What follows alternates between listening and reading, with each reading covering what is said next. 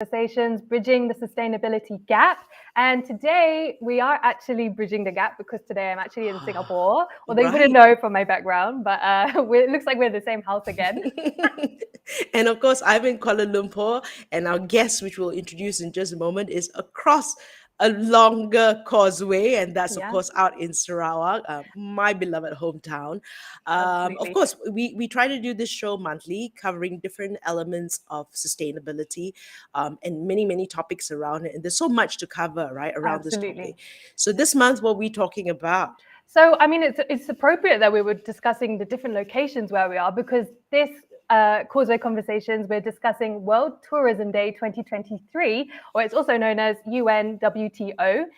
It falls on September 27th under the theme of tourism and green investment, and it highlights the need for more and better targeted investments for the Sustainable Development Goals, the UN Roadmap for a Better World by 2030. So now is the time for new and innovative solutions, not just traditional investments that promote and underpin economic growth and productivity. We're talking a bigger picture here, and we're here with Amelia Rosiman, the CEO of BE Sarawak, or Business Events Sarawak. Hi, Amelia. How are you? Hi, Uha from Sarawak. I'm doing fine. Thank you very much. I'm glad to be here. You look like you're also in the same house as us. How's the weather in Sarawak? I think the weather now is very nice. It's sunny, but predicted to be raining today. But overall, it's wonderful. Okay, so of course, as I was saying, that this is my hometown. Sarawak is my hometown, but maybe a little bit of history about BE Sarawak, because it's gone through so much and it's gone through some exciting announcements happening soon. But maybe tell us a little bit about the history behind the organization. Thank you so much, Frida. Well, in early 2000s, the Sarawak government predicted that the future of tourism will be in business events. So they work towards developing Malaysia first convention bureaus and ultimately the industry. So the Sarawak Convention Bureau now is known as Business Events Sarawak. We were formed in 2006, and in the same year began developing Borneo Convention Center Kuching, which was completed on the 2009.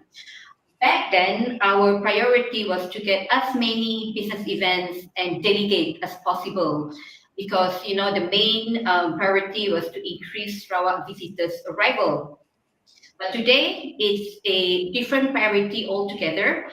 We are matured, and we realize that there are more to business events than visitors' arrival and spending. So, we have a huge purpose in the society. So we are now one of the 6 priority sectors listed in the post-COVID-19 development strategy 2030. This is our government 10 years policy to achieve economic prosperity, social inclusivity, and environmental sustainability by 2030. Yep, that's what I can share with you now, about the Well, thank you so much for sharing that. And before that, Rianne, as well. If anyone has any questions, feel free to just pop that in, and we'll try our best to answer them. Well, Amelia will try her best to answer them. Sorry, Rianne. Absolutely, yeah. No, we're not the experts here, so So I mean, Amelia, thanks again for joining us. And your organization's mission is to establish Sarawak as a leading business events destination, as you mentioned, in the ASEAN region by championing legacy impact. So, I mean, that obviously will hopefully deliver significant economic transformation, social development, heritage and cultural conservation, and also sustainable best practices by 2030. So could you just share a little bit more about what you mean by legacy impact? All right. Legacy impact actually is a term that we adopt from the business events global industry. So what it means is that it's a positive long-term benefit driven by business event. Simpler definition is the long-term change after the events were held in the host destination. So if you really think about it, the main reason for the associations and other planners to host business events is because they wish to educate their community, make changes that are driven by knowledge, innovation, and connection. So, after 17 years in the business, when we decided to change our business event sector in 2019, we realized that, we are not just beneficial from the economic impact, from the delegate expenditure, from the tourism, but, like when you really talk to the organizer, actually what they're talking about is changes that they can make in their own sector, community, and also their country, or the host destination like in Sarawak. So from there we start developing a methodology, how we can validate, how we can monitor, and how we can measure. As of now, when you talk about global business event industry, I'm very pleased to say that Sarawak is one of the kind of like advanced destination that can come up with this kind of methodology, because a lot of destinations are still talking about legacy impact in terms of the PR, wise, or in terms of validating and monitoring only. But we have a methodology and a way of how we can measure it. So legacy impact for us, we have 5 pillars. One is sector, community, economy, environment, and governance. And we align this pillar with the 17 UN SDGs. And of course, the topic of the events that we are hosting will be following the post-COVID development strategy 2030, 6 key focus areas of Sarawak government, which is the manufacturing, agriculture, tourism, forestry, mining, services, and the 7 enabler, which is digital transformation, innovation, education, human capital, basic infrastructure, utilities, and transport, and also renewable energy. But then again, if you look at legacy impact and PCDS side by side, the impact, to the impact that we want to achieve is pretty much the same.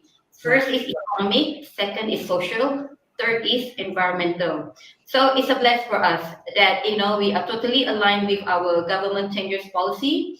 And at the same time also, we, pretty much advanced in business events, in developing of the legacy impact.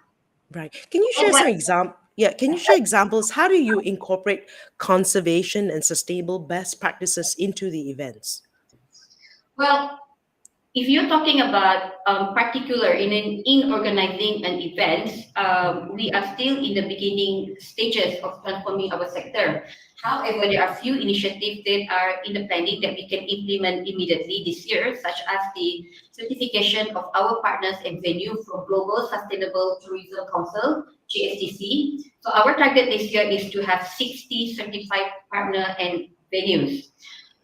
Of course, we believe that by adopting sustainable practices, we can reduce our costs, enhance our reputations, attract more attendees and sponsors, and then comply, in some of the, ethical standards and global industry. But I think at the stage where we are now, we can choose, like for now, we can do a small part of our sector, which is, adopting the sustainability best practices, to our BE planner. I think, we also need to look at it in the bigger picture, because big impact versus small impact. Yeah. So I think there's a lot more discussion needed, when we talk about. I just want to share in 2021 when we participated in Global Destination Sustainability Index. So we thought that, okay, tourism board, PE Sarawak, and ministry, we collaborate. Let's do this together. And then the moment we look at the assessment, then we realize, oh man, we can't do it on our own. Because when you talk about the assessment of environmental and the assessment on the social, it's beyond us. It's beyond even the tourism ministry in Sarawak. So, we can't do it alone. So at the end, we have to pull all of the ministries and agencies to help us with the assessment for environment and social. But then again, there's another issue come up, because most of the report and record are for Malaysia, not so much for Sarawak. Sarawak, I see. So, but then the assessment is quite tricky. So at the end of the day, we managed to pull it out, and then we were glad that for our first assessment there were 73 destinations. We are not the number 73, thank God. So Malaysia and Sarawak, we did quite well. So we are on the 63, I think, but still very good. And I think from there, it just made me think, I'm in business event sector, we can do as much as we can. But I think if we really want to make the changes, I think the higher authority from the federal side, or the higher authority needs to take in charge, because I think only then that we can really achieve sustainability. Okay. Right. I want to bring up this question about workforce, right? I think like when we talk about sustainability, they always look at the people, the planet, the profit. So I want to bring up the people part, right? So the global tourism workforce will, I guess in hospitality will require millions of hospitality graduates annually between now until 2030. So a further, and this is on a global scale, further 800,000 jobs a year will require specific vocational training, right? So how is Sarawak addressing the hospitality workforce? Well, hospitality, as you know that there's majority of the academia in Malaysia do not have a specific program for business event sector, which they still combine it with the hospitality and tourism. But nevertheless, we have been sitting in the board of advisors and board of studies in most of the university that we work with. So through the collaboration, recently we gave 3 scholarships to UCSI University Sarawak students to take their event in the event management diploma. And then soon, I think next week, we are going to signing with 6 universities, 6 MOUs, not just from Sarawak, but also from the West Malaysia. And then, of course, we also have certification and accreditation. Like being in industry, I mean, a lot of people have a lot of experience, but it's good for them also to be certified internationally. And as of today, Sarawak has the highest number of industry partners certified in Malaysia by 120 industry partners. Wow. Yeah. Wow. And we keep continuing doing, giving the certification and also subsidy for our industry partners to be certified. Right. But one is the creation of jobs. I don't know if you realize or not, whenever we report our sales performance, how many events that we have won, what are the total economic impact, we also actually set a KPI, how many job creation, that we need to achieve every year. So as of 2006 to 2022, we have created almost 300 jobs for the local people. So every time, so means that yearly, it's not just about gaining the KPI of the the events that we secured, but also job creation is very important also. Yeah. Absolutely. Well, I mean, again, kind of looking to the future and, with increasing jobs, but now looking at decreasing, I mean, the need to reduce emissions provides an investment opportunity of $24.7 trillion in the green building sector of emerging market cities by 2030, which include hotels, resorts, and restaurants, and which account for $1.5 trillion. So what is Sarawak doing in terms of new solutions and technologies to decarbonize the sector, as well as to ensure climate resilient infrastructure through adaptive solutions? I think I said earlier, I think we are still in the very early stage for this. I think if when you look at the formula to even the simple thing like carbon footprint, I'm not sure, like I've been going around, talk to a lot of universities, where they show us, we know that the formula is there, but the challenges is the multiplier. Because the multiplier, it needs to come from, like from Malaysia. Only then you can adopt that multiplier and, for every other state or for every other sector.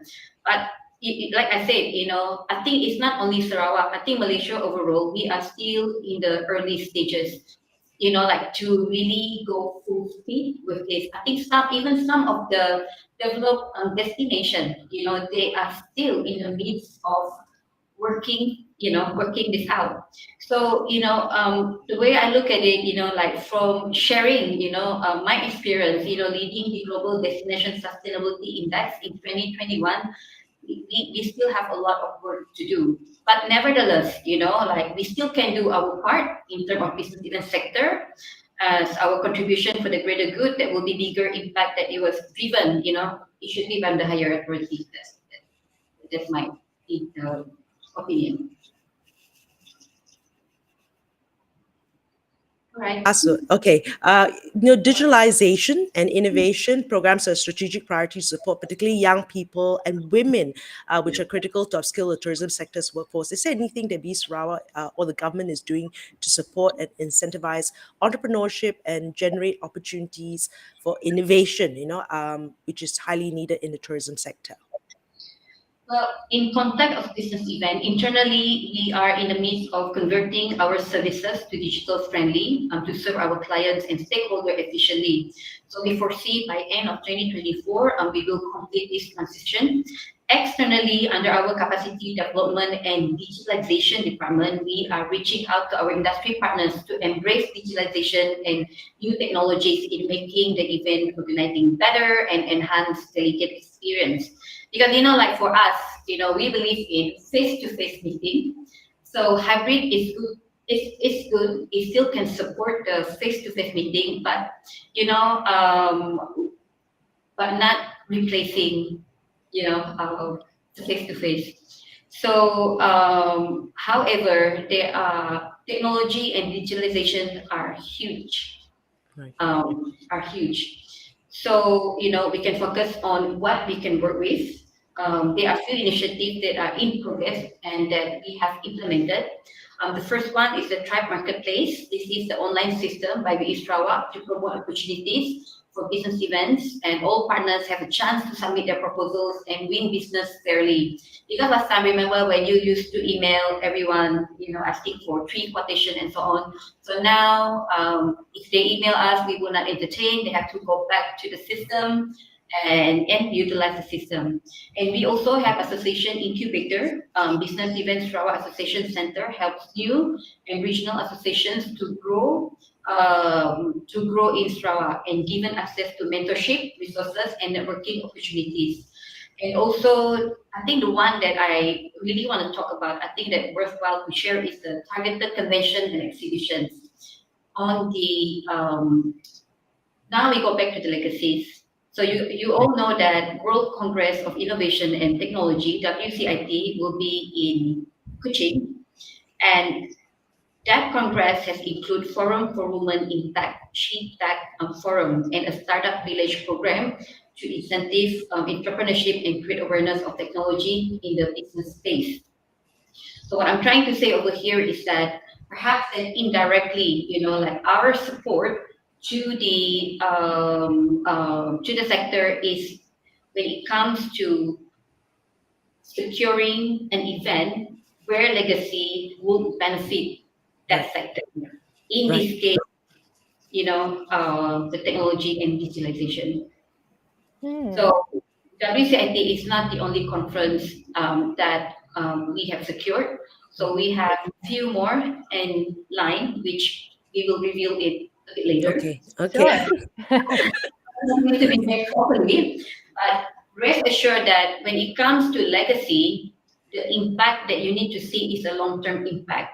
So the WCIT She Tech Forum in the Startup Village program is the legacy, is one of the legacy of this conference, and it will be a long-term. Right. Yeah. Well, thank you. I mean, you've just shared that, there's going to be a number of global events being held in Sarawak itself. So how do you ensure a balance between the business events and also, how does that seep into tourism and responsible tourism? Yeah, as you're aware that business events contribute to tourism sector, and when it comes to legacy impact, responsible tourism, and sustainability, if the coin has 3 faces, those 3 have the same things. They talk about the same thing actually. They talk about the progress and development of the sector. They talk about the social benefit, to the host community. They talk about trade. They talk about investment, environmental, and also political in changing in governance and positive policies. But I also sit in the committee for the responsible tourism in Sarawak, and I'm also leading in the developing of the legacy impact, and also this is the global sustainable, global sustainability index. So when I look at the framework, the objective and the outcome, they are not far off from each other. Actually, it's pretty much the same. Yeah. So as when we did a survey for our events, 70% of delegates will be staying, to explore the tourism part of Sarawak. Yeah. And of course, like our Sarawak Tourism Board, they have their own responsible tourism unit that come up with a lot of products, developments, with the local community together with our ministry. So from our side, we have included all of the product and services in the pre and post tour program. Right. Okay. You know, how does Sarawak, right, stand out in the ASEAN marketplace and as the business events destination of choice? How do we market ourselves? We market ourselves, of course, like we using legacy impact as our unique selling point, as it's proven for the past 2 years. Our success rate in bidding of event is 100%. Wow. So we have not lost a single bid, and then we have overachieved our target by 111%, and Wow. when it comes to the total economic impact, job creation, tax earned, which is about 168%. Yeah, so it worked. It It worked. works. It worked. And And then proof also, and the recent winning that we have, for the International Water World Congress Association, Right. that legacy is the winning point why they choose Malaysia and Sarawak, and it has created a history for Malaysia because it will be the first in ASEAN. With that, because that event will be the first time to be hosted in ASEAN, and it's in Kuching, Right. Malaysia. Yeah. absolutely. Well, that's fantastic to hear such wonderful, numbers in your bid success. So, I mean, do you focus on particular sectors or industries when you're bidding? When we bidding, we look into the 6 key focus area of the PCDS 2030, and also the 7 enabler. And also that's how we do our research when it comes to the topic and the legacies. I know I talk a lot about legacy, but what I'm trying to say over here is that the whole ecosystem and the way how we develop business event now, it's so much different from before. Right. It's all based on the legacy impact. So basically, we changed the whole ecosystem. Yeah. Right. So that's why there's a lot of legacy involved in this conversation right now. Right. And this is the final question, Amelia. I know, I want to ask, like, what's happening with some of what can we expect from BSRA in the near future? We know 2028, we've got an event. Oh my goodness, 5 years down the road, we have an event. And next month, we got WCIT. But what else can we expect from BSRA happening soon? Well, with the expansion of the newly expanded Colonial Convention Center Kuching, and also, with legacy impact, like hopefully we are fully developed by 2025, you will see like more international convention and exhibition with more legacy impact driven business events. And also, I think, what you also can expect, not just from the Sarawak, but from business event sector. I think it's time for business event to have its own limelight. Right. as its own sector. We are no longer a small unit under the tourism. We are our own sector, and we can contribute not just to tourism but to all sector. Mm. And we can also generate a lot more legacies, long-term positive from all of the events that are being hosted for the good of our people in country. Right.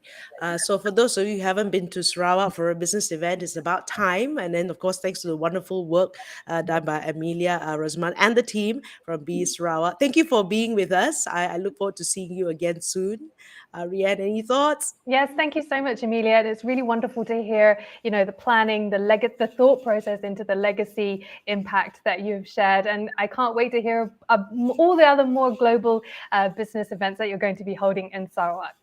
Right. And of course, this has been the World Tourism Day special, which is happening on September 27th. And we've been speaking to Amelia Rosiman, the CEO of B Sarawak, and Causeway Conversations with Frida Liu and Rianne Lovell-Boland. bye. Thanks, Bye. Amelia. Thanks, Amelia. Bye.